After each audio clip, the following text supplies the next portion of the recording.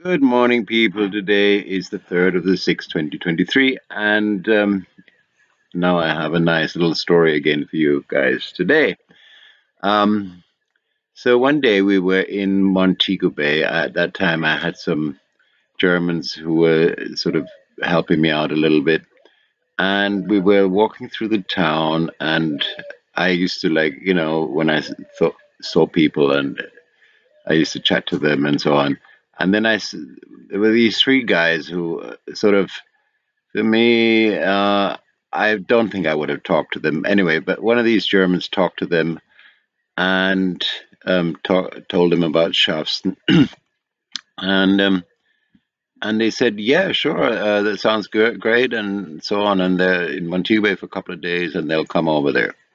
So they came over to Shafston, and it turned out that they were state prosecutors from Germany. Yeah, wow, you reached the right spot. So anyway, so they were actually they were supposed to be in America somewhere doing a uh, like a practical experience or something like that, and basically when they reached over there, the guy said, "Hey, do you want? I can just write you this certificate." And they said, "Yeah, why not?" And then they decided to come to Jamaica. So that was the story, and they came to me and stayed with me, and they were actually here for quite a while. I'm not gonna say where they came from. I don't want to. I'm not gonna say any names because that would probably end their careers as it is. But anyway, so these people. I remember one time there was a situation where one of them was actually taking like a hit of a spliff and so on, and the other one pointed the camera to him, and he went absolutely ballistic, of course, because if that photo would have come out, that would have been the end of his career, that's for sure. So anyway, one day we drove over to Negril, and at that time, that was in the 90s, and at that time, I'm sorry I'm a bit in the shade, but I just wanted to put up these clouds are kind of dramatic in the background, so it's a bit dark in the background. And so we went to Montego Bay, and no, we went to Negril, sorry, and we were at a plaza eating some food. And at that time, money changing was like you had to do that in government sanctioned money exchanges only. Um, but the black market rate was quite a bit higher, but it was very restricted. Yeah, and it was like they would slap you with big fines, and they were really trying to clamp down on the black market at that time because Jamaica needed the foreign exchange because the inflation was high and so on. So anyway, we're in this plaza, and this dude comes around and says, "Do you want to change money?" And I'm like, "No, thanks," because you know I I had, I actually had my guy. He was from the Bank of Jamaica, and he changed my money for me. So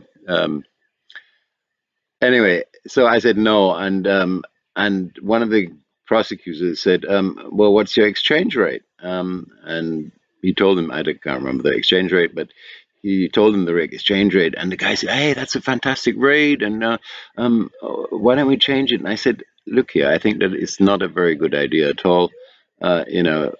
Just leave it." And oh no, no, no, I'm going to change the money with him and so on, and um, so anyway, so he said, and the guy said, "Well, come with me." So we end up in the toilet there in the bathroom, and the guy, I don't know how much they wanted to change. They wanted to change, I don't know, maybe 500 US or something like that. And the guy pulls out this huge bundle of notes, and at that time we only had $100 notes in Jamaica. They didn't have the $1,000 notes yet.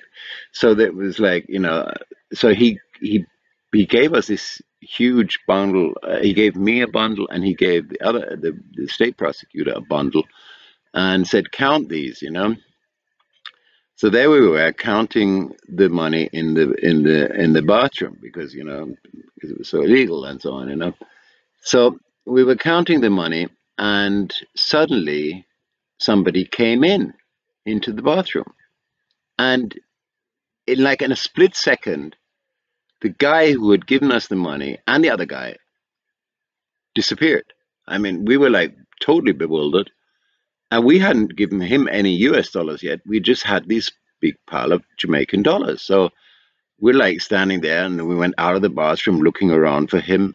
He couldn't be seen anywhere, um and I'm like, well, I know one thing. I'm not driving out of Niger with this bunch of money, because this is gonna, there's gonna be some repercussion on that. I don't want the mafia coming for me, and so on. So um, there were some craft vendors out there, and I was asking around who saw the guy and so on. And one of the craft vendors said, no, yeah, he was chased down by this cop in civilian clothing. Yeah, and so and she said, I know him very well. And I said, all right, look here, I'm going to give you this money now, and you give it back to him when you see him. Yeah, and she agreed to that, and so we gave him the money, and we left to drive back to Bluefields. And so we were driving along the road, going out of Negril, and suddenly this car was following us, and they flagged us down, and we were like, who are these? I was there. Anyway, they proved that they were police. They were like undercover police, and so they brought us into the police station and started questioning us about the whole transaction. And well, and I told them that, yeah, well, that's what happened. And we had left, and they said, well, where's the money? And I said, well, I left it with this vendor. So I think one of them drove out to the vendor to get him, and then they had brought the guy in, and he was like slightly battered, so they must have given him a bit of some blows. And so anyway, in the end, I just said, can we go now? And they were a little bit perplexed, and they said, yeah, yeah, you can go. Yeah. And so we left, and we were actually really lucky, because we were actually in a position. Oh no, because they said, no, I'm going to charge you for. No, we're going to charge you for illegal money, uh, changing money. Yeah, and I said, hey, no, you can't charge us for that, because we didn't change any money, because we were just checking if the rate he was giving uh, was correct, and he wouldn't have given us that rate anyway. Yeah, because I'm sure he wouldn't have done that, actually, because he told us to a high rate. And so that sort of put them off track with their charging business. And I said, well, can we go now? And they said, well, yes, whatever. So we left, and and drove back to Bluefields. Yeah, but I thought to myself, wow, if they would have caught these guys and they would have been charged, that would have been probably the end of their career too.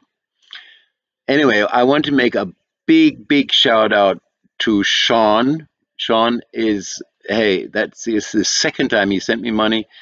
Sean, you are the best. You're just, oh, fantastic. We have such a long history together, and And I just can't wait for you to come back down here, man. You need to come down, and we need to have some fun down here. With, it's been so I don't know, at least a couple of years till you came up here last time. And he commented on one of the videos, and he said he's going to look if he has some footage on, because he was up here one time when there was a raging wildfire out there. That's going to be a story anyway. It's coming up. I have some. I unfortunately don't have any video footage, but I do have some photos which I can post there of the whole thing. It was kind of dramatic, and it's a wild story. I actually had several fires, and I'm gonna go into those. So that was it for today.